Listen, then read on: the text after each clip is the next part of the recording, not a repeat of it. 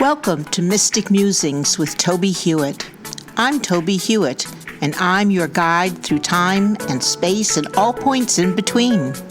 Mystic Musings will give you insight into who you are, why you are here, how to live an authentic life, and where you fit into the universe around you. Join me on this path of mystical exploration.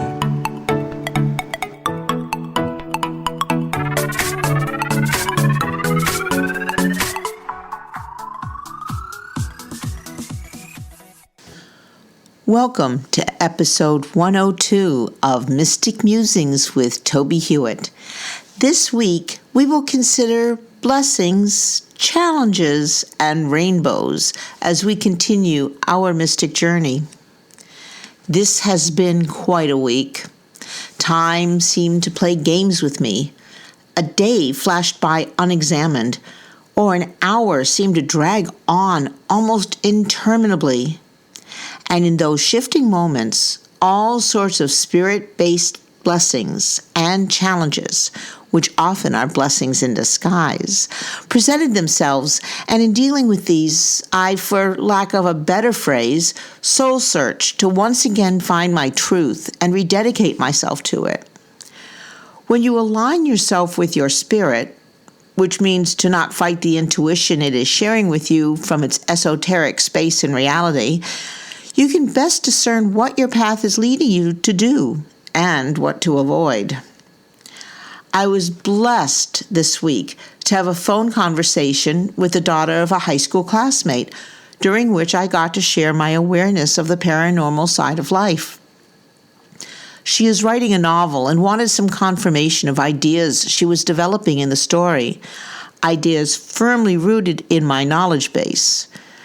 From how I celebrate the equinoxes and solstices to the cycle of reincarnation to my deep and abiding relationship with nature, I shared what I believe and what I practiced, and it reminded me that I am very blessed in this awareness and connectivity to a larger concept of reality. It was a delightful conversation that ended with a promise to continue it as she progresses with her writing. Despite thinking that my next call would be one in which my abilities as an intuitive would be called into productive service, instead it ended with me having to edge carefully away from the conversation and block the person's number. The dis-ease that grew minute by minute as she described her desire to help solve a decades-old murder by what I considered a highly dangerous course of actions became intolerably palpable and familiar. It is the feeling I get when I am trying to help someone, but my spirit guide is sounding the alarm that this is not what it appears, and that I need to remove myself from whatever situation I have gotten myself into. It doesn't happen too often, thank goodness, but when it does, I find myself acknowledging my limitations in service to spirit and accepting that not everyone can be a ghost or ghoul hunter, which I am quite happy not to be. I admired the tenacity and bravery that Ed and Lorraine Warren, well-known paranormal researchers, brought to their work, and having worked with them on one occasion, I know that they had precautions they took to ensure their and their clients' safety. But this is not part of my path, and on the few occasions I have had dealings with negative energies, I have been able to move out of the situation without being harmed in any way. So I sent blessings to the woman who had sought out the help I could not give her, and released myself from that situation. This reminds me of times during the psychic fairs I took part in, when a person whose vibrations seemed abrasive or not open to spiritual information or guidance would come by to check out my services, and I gently suggested other mediums and psychics in the hall that might be a better match.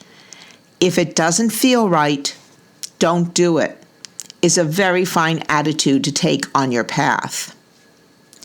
I decided to get the audiobook of Faith, Trusting Your Own Deepest Experience by Sharon Salzberg, who is a gifted meditation leader and writer. I started listening to it and not only learned about her life and her journey to non-dogmatic faith, I learned more about Buddhist teachings and practices. All in all, it is a book I urge anyone interested in deepening their connections to their internal faith in relationship to their community and the universe to buy. This book eased my residual disconcerted feelings from the ill-advised phone encounter. Friday, as I went on my morning run, I was greeted by a deer who paused to exchange a long, lingering gaze that imparted a deep feeling of connections before she moved into the woods. Young bunnies paused to discern their measure of safety with this human in their midst before they scampered off. Further along, I became aware of a crow who periodically caught up with me and cawed meaningfully.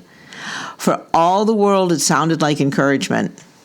Crows are known for their messages of trusting one's intuition and shares wisdom with us of this and other dimensions. The crow was a very welcome running companion. My day thus far started with a deep awareness of nature and my connection to its myriad expressions. Later, on the last leg of my trip to Buffalo with my daughter, after I dropped her off at her home, and while I listened to the book on faith, a storm gathered as I neared home. The clouds were not only a variety of grays, but also eerily lovely blues and pinks. I thought that surely at any moment there would be a deluge. Instead, as I surveyed the beautiful and threatening sky, I became aware of a swath of rainbow pouring down from a segment of clouds in the west and another in the south, each band totally unconnected as far as I could see. I was filled with a lovely sense of peace and a feeling of being centered within myself and within the world. It was a moment of connection that I enjoy periodically, but after the week of blessings and challenges, I welcomed the blessings inherent in the appearance of the rainbows. If you have questions or thoughts about this episode or any other topic in this podcast, please contact me through TobieHewitt.com and leave a comment on the contact page. I will be pleased to answer your questions or respond to your comments in future episodes. It would be nice if this could become a dialogue between us as we continue our mystic journey. Thanks for listening to this episode of Mystic Musings. Please join me every week to continue our exploration of all things mystical that can help you have a more practical and magical life. Please visit my website, TobieHewitt.com, for more information and to read my blog postings. And join me also at pathwaystomindfulness.org to learn how you can schedule a presentation. I'm available for mindfulness training, demonstrations of psychic abilities, and individual readings. I also have a number of books on mystical topics on Amazon.com. I look forward to hearing from you and answering your questions. Please contact me through TobieHewitt.com.